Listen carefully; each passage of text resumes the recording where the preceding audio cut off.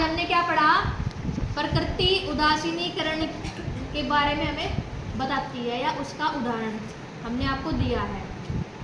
अच्छा, मेरा क्वेश्चन आपसे ये है, क्या कभी आपको भीड़ ने या फिर चींटी ने या फिर जो मधुमक्खी होती है उन्होंने डंक मारा है?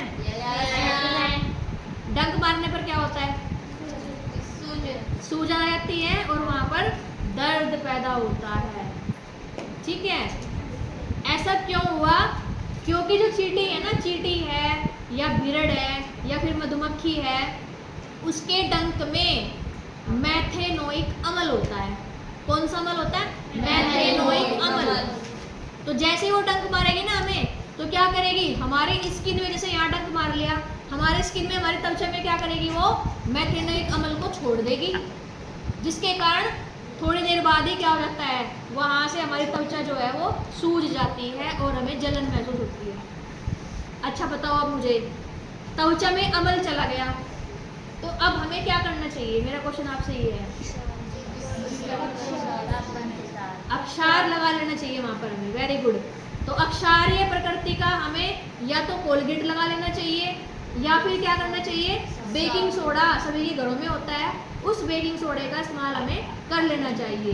यानी जहां पर भी आपको चींटी का डंक, या फिर चींटी से तो खैर कुछ इतना ज़्यादा कुछ होता नहीं है, लेकिन भीड़ जो है अगर वो काट ले तो सूजन ज़्यादा हो जाती है, और मधुमक्खी अगर काट ले तो और ज़्यादा हो जाती है। तो हमें वहाँ पर तुरंत बेकिंग सोडा रगड़ लेना चाहिए। अब बताओ मेरे को, बेकिंग सोडे की प्रकृति कैसी होगी? अक्षारीय। Very good. क्योंकि अम्ल छोड़ा है किसने? बताओ किसने? मधुमक्खी ने। और हमने क्या लगाया वहाँ पर? Baking soda. तो उसकी प्रकृति कैसी हो गई? अक्षारीय। और हमने क्या पढ़ा है कि अम्ल और अक्षार मिल करके एक दूसरे के प्रभाव को क्या कर देते हैं? समाप्त कर देते हैं, नष्ट कर देते हैं। क्या मेरी बात समझ में आई? सेम ऐसे ही जब आप कभी पहाड़ों पर जाते हो ना, तो वहां पर नेटल के पौधे होते हैं। नेटल के पौधे, अगर आप कभी पहाड़ों पर जाओ तो जो नेटल के पौधे होते हैं उनकी जो पत्तियां होती है काफी नुकीली होती हैं, और वो भी जब अगर हमारी त्वचा के साथ छू जाए तो डंक जैसी हमें फीलिंग होगी। क्यों होगी? क्योंकि वो भी मैथेनोइक अम्ल छोड़ती है हमारी त्वचा के अंदर। तो उसके जस्ट बराबर में ही, नेटल पौधे के जस्ट बराबर में ही डोब पौधे की पत्तियां होती है। तो डोब पौधे की पत्तियों को आप क्या करोगे? क्या करोगे बताओ?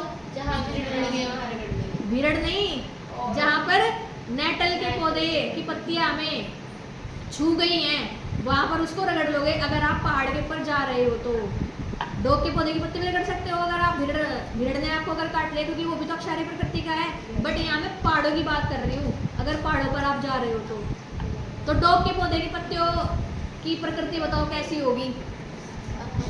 अक्षारीय। बात समझ में आई? तो जब भी अगर आप कभी पहाड़ों पर यात्रा कर रहे हो और गलती से आपको नेटल पौधे की पत्तियां छू जाए, स्पर्श कर जाए और आपको जलन जैसा महसूस हो, तो तुरंत उसके जस्ट बराबर में क्या कर लोगे? डोब पौधे की पत्तियां तोड़ोगे और वहां पर आप उसको रगड़ लोगे। तो बात समझ में आई? Yes ma'am. सभी को समझ में आ गया? Yes ma'am. Very good.